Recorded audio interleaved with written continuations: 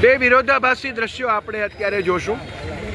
એક તો છે જૂનાગઢનો સદા સળગતો ટ્રાફિકનો અને ફાટકનો પ્રશ્ન, પણ દરેક સમાજમાં નકારાત્મક અને હકારાત્મક બે બાબતોનો સમાવેશ હોય છે।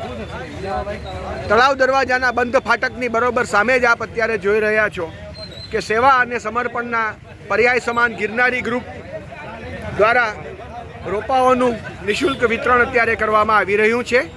અલગ અલગ પ્રજાતિના રોપાઓ જૂનાગઢના પ્રજાજનો પોતાને ઘેરે લઈ જશે, તેનું માવજત કરશે અને વૈશ્વિક લેવલે કથળતી જતી પર્યાવરણની પરિસ્થિતિને સુધારવામાં પોતાનો ફાળો આપશે।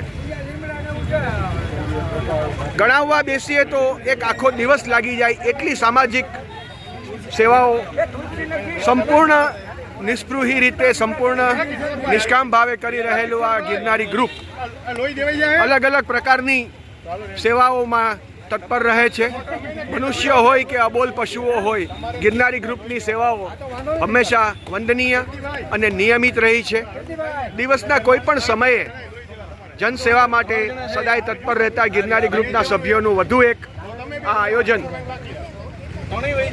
કે જે આજના સમયમાં ગ્લોબલ વોર્મિંગના જમાનામાં અતિશય મહત્વ ધરાવે છે તે આપ જોઈ રહ્યા છો। દિવસનો કોઈ પણ ભાગ એવો નથી કે જ્યારે એક રિંગથી વધારે સમય લાગ્યો હોય અને સમીરભાઈ દત્તાણીએ ફોન ન ઉપાડ્યો હોય। જેમની જનસેવા, જૂનાગઢ પ્રત્યેની લાગણી, મુસીબતમાં મુકાયેલા મનુષ્યો કે અબોલ જીવો માટેનો અવિરત વહેતો સ્નેહ, આ તમામ બાબતો ઉપર તો એક આખું 3 કલાકનું ડોક્યુમેન્ટરી બની શકે। પણ આજે રજાના દિવસે જેમણે પોતાના સમાન સેવાભાવી મિત્રોની મદદથી એક અનોખો ઉપક્રમ જે એમણે અત્યારે જૂનાગઢના તળાવ દરવાજા વિસ્તારમાં ચાલી રહ્યો છે તેના વિશે આપણે થોડી વાત કરીએ। સમીરભાઈ, પ્રાઇમ ડેબ્યુના દર્શકો સાથે વાત કરવા માટે પહેલાં તો આપનો આભાર। અને આ રોપાના વિતરણનો ઉપક્રમ આજે આ ગિરનારી ગ્રુપે પહેલીવાર કર્યો કે અમારો કે આ ત્રીજો વર્ષનો પ્રોગ્રામ છે। દર વર્ષે વૃક્ષારોપણ થાય વધુમાં વધુ જૂનાગઢ શહેરની અંદર, તે માટે ગિરનારી ગ્રુપ પ્રયત્ન કરે છે। ગયા વર્ષે અમે ગિરનારી ગ્રુપ દ્વારા જે તે વિસ્તારમાં જઈ અને વાવવામાં પણ આવેલા હતા, ટ્રી ગાર્ડ પણ આપવામાં આવેલા હતા, પરંતુ આ વર્ષે અતિ વ્યસ્તતાને કારણે, કારણ કે ગિરનારી ગ્રુપ છે એ આખા વર્ષ દરમિયાન અલગ અલગ 25થી વધુ કાર્યક્રમો કરે છે, જેમાં મુખ્યત્વે રક્તદાન કે સિવિલ હોસ્પિટલમાં લોહીની જરૂર હોય, આખા મહિનાની અંદર 2 થી 3 રક્તદાન કેમ્પનું આયોજન કરવું, દરરોજ સાંજે ભોજન આપવા જવું, આવી જુદી જુદી 20 થી 25 પ્રવૃત્તિઓ કરે છે। તો હાલમાં આ વખતે અમે ફ્રીમાં રોપા વિતરણનું આયોજન કરેલ છે, જેમાં આપ જોઈ શકો છો કે મોટી સંખ્યામાં જૂનાગઢના નગરજનો રોપા લેવા આવી રહ્યા છે અને પ્રકૃતિ માટેનો પોતાનો પ્રેમ દર્શાવી રહ્યા છે અને જૂનાગઢમાં સુંદર મજાનું વાતાવરણ રહે તે માટેનો પ્રયત્ન સૌ કરી રહ્યા છે, જેમાં ગિરનારી ગ્રુપે એક નાનકડો એવો પ્રયત્ન કરેલો છે। એમ નહીં, પણ સમીરભાઈ, મને એવું જાણવા મળ્યું છે કે આપ તો શિક્ષક તરીકેની જોબ પણ કરો છો, આપની સાથેના મિત્રો પણ અલગ અલગ વ્યવસાય અને જોબમાં જોડાયેલા હશે, તો હવે અઠવાડિયામાં એક દિવસ મળતો હોય રવિવાર, ત્યારે માણસ ઘરે આરામ ન કરે, આવું શું કામ?